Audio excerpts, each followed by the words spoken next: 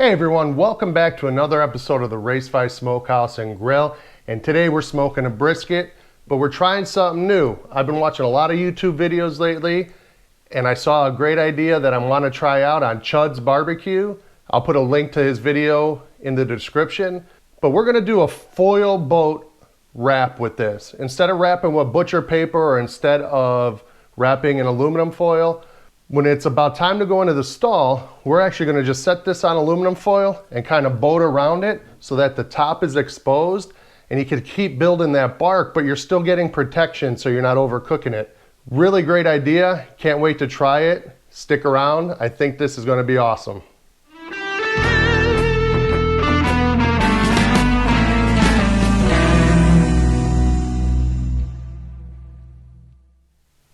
So we are going to be smoking this brisket. It's 14.5 pounds from Costco, prime. First thing we need to do is trim this bad boy up. This is just going to be a quick trim. You want to get most of that hard fat off. That's not going to render off. Now we save this because then you can make beef tallow or grind it up with sausage so you have some nice fat to add back to your sausage. So we'll hold on to this fat here. And it's really important to have a good sharp knife. Really makes trimming things a lot easier. Just go ahead and get this thicker fat stuff off. This stuff isn't going to render. It's just going to be ugly. So we get that off of there. Now with briskets you could trim all day to try to make it perfect, and maybe if you're in a competition you can keep going and going to make it perfect, but this is just backyard stuff here. This is what you'll be serving people. So you want to basically keep as much meat on here as possible. So like this angle here, we're gonna cut this off. This is super thin. We're just gonna give this a quick kind of wrap around here. Take that off. Again, we're saving that. Now you can see on here, this is the part that's been oxidized a little bit. This is gonna not cook up so well. So I'm actually gonna cut that off a little bit too, square that out, get that piece of meat that's not really gonna be so great out of there. But again, save it all.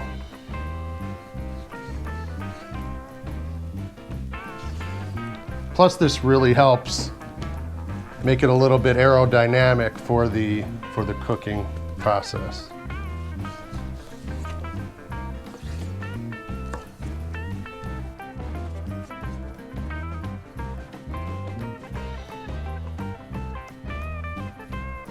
Okay, now we're going to get over here into this point side, but there's a big hunk of hard fat here we're going to get out of here.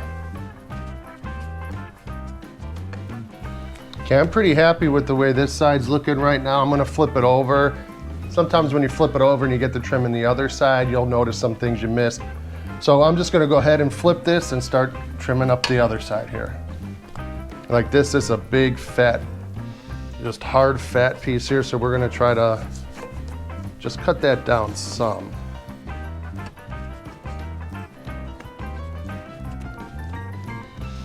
I like having a nice little fat cap left over on the fat side. That fat, when it renders, oh, it tastes so good.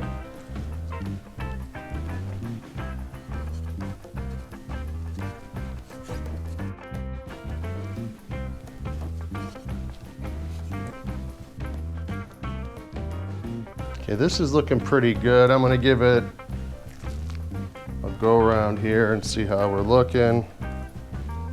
This part of the flat is really thin, so that does have a tendency to burn up, and it's something you're not going to really want to eat much anyway, so it's okay to kind of just go ahead and give it a little trim like this, just to, you know, kind of protect what meat you do have on there.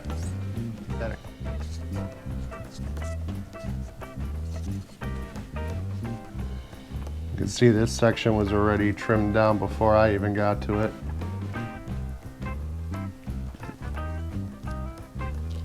All right, so this is our trimmed up brisket.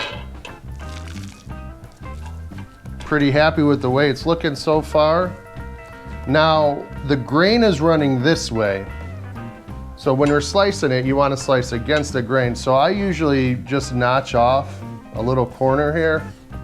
That way I know when it's time to start slicing, I'm gonna slice this way until I get to the point, and that's when you bring it back this way and slice here. So I cook my briskets fat side up because I like to have that fat cap right on top for display at the end when I'm serving it. So you slice it and you'll have that fat cap on top and it looks beautiful. When you have it on the bottom, you're gonna have all those grate marks and everything on there. So I just think it looks a little bit better. I'm not sure its functionality, if it makes it cook any better or any different, whatever. I like cooking fat side up. So we're gonna rub the bottom side first, the meat side first. So what I'm using for a rub here is a homemade SPG blend. It's about 1 part kosher salt, 1 part black pepper, and some garlic powder to taste. Add as much as you want, however much garlic you want. Now we're gonna rub this liberally. This is a big piece of meat, so you wanna make sure it gets covered, and the more the better on these things.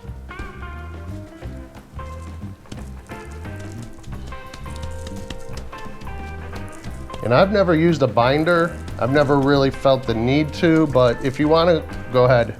You know, it's your cook, do what you wanna do with it. Now this is gonna end up being the show side. This is gonna be the side, once we put it in the foil boat, that's gonna be exposed, and this is gonna be what's getting that great bark at the end. Make sure you get every bit of this guy. All right, now that this is rubbed up, we're gonna let it sit for a few minutes. We're gonna let this rub really set up, and when it starts to look a little wet, we're gonna know that it's time to put it on the grill. Today we're gonna be smoking with the Weber Smoky Mountain. We're using Jealous Devil lump charcoal and some pieces of pecan wood to impart that really nice smoky flavor.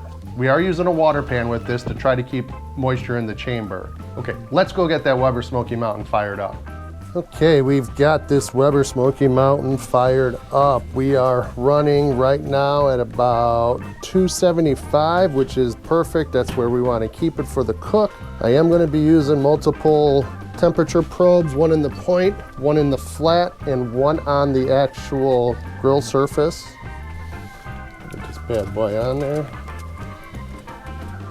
I like putting a probe into the point and into the flat. I know it's probably a little overkill, but I like to know where my meat's cooking. Fat side up, temperature probes in.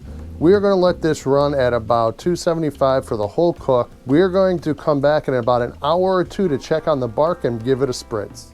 All right, this brisket has been on for 3 hours now. This will be the first time I am checking it, so let's take a look-see.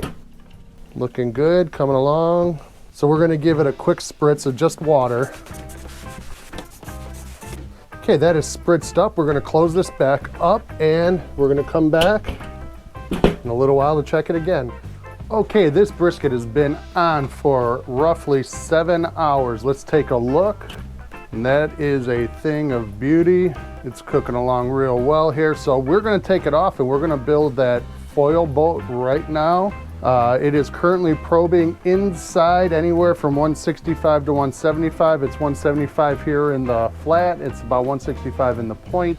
The bark is nice and set up, so that's what we want to see. Now we're gonna go get it on that foil boat. Okay, this brisket is ready to come off and get put into its foil boat. Let's pull it. Now you can see this thing is looking gorgeous right now. This is exactly where we want it to be. Got that bark setting up nice. You can feel that fat starting to render. This is going to be great. All right, let's build this foil boat. I think you just kind of crumple it up.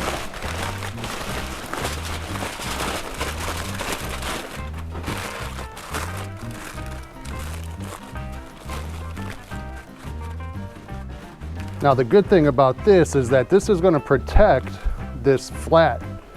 Where this could tend to burn up a little bit or dry out, this is going to give it a little protection. And what also is good, there's going to be a lot of juices that render out of here that's going to be on the bottom of this pan or on the bottom of this boat. This will continue to make that bottom nice and juicy and tender.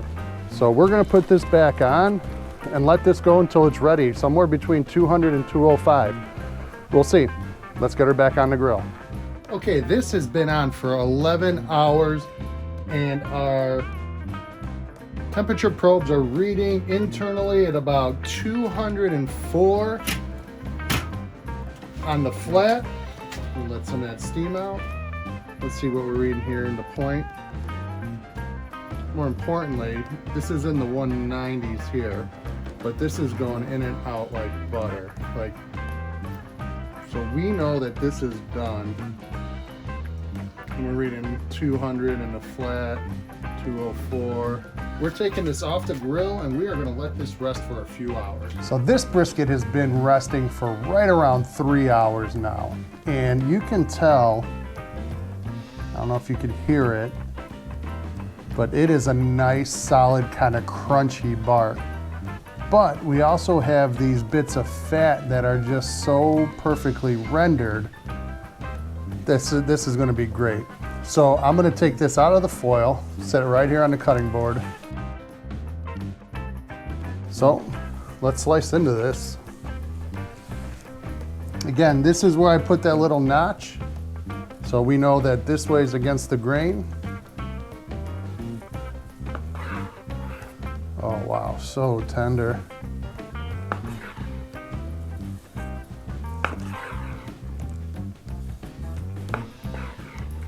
Can you hear that? What a great bark.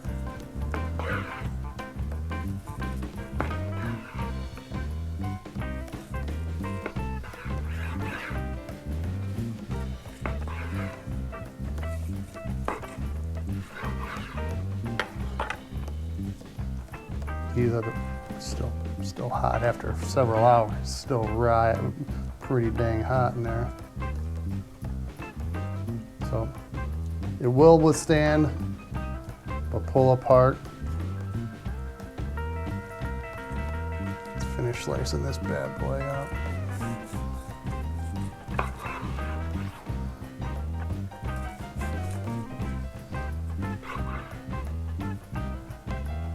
So this is where we know we want to go ahead and change the direction. But first, let's do the gratuitous juice shot. So juicy.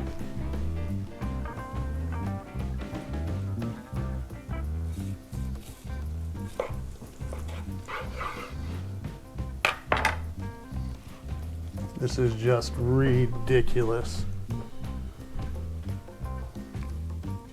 Just dripping.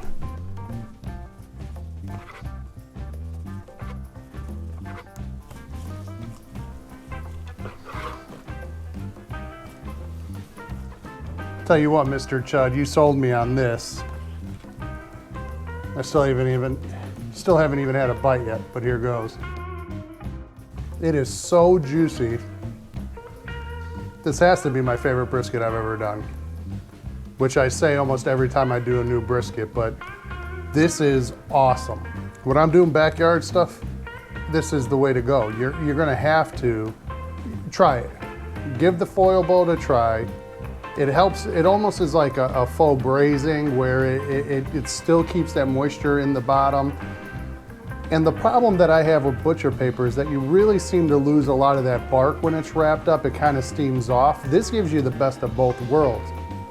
You get that kind of braising from underneath that keeps all that juice in, but you still have this great bark on top, which is awesome. Thanks for sticking around, everybody. I really appreciate it. Please hit that like button, give me a subscribe, follow me on Facebook and Instagram, and we'll see you soon. Cheers, everybody. Take care.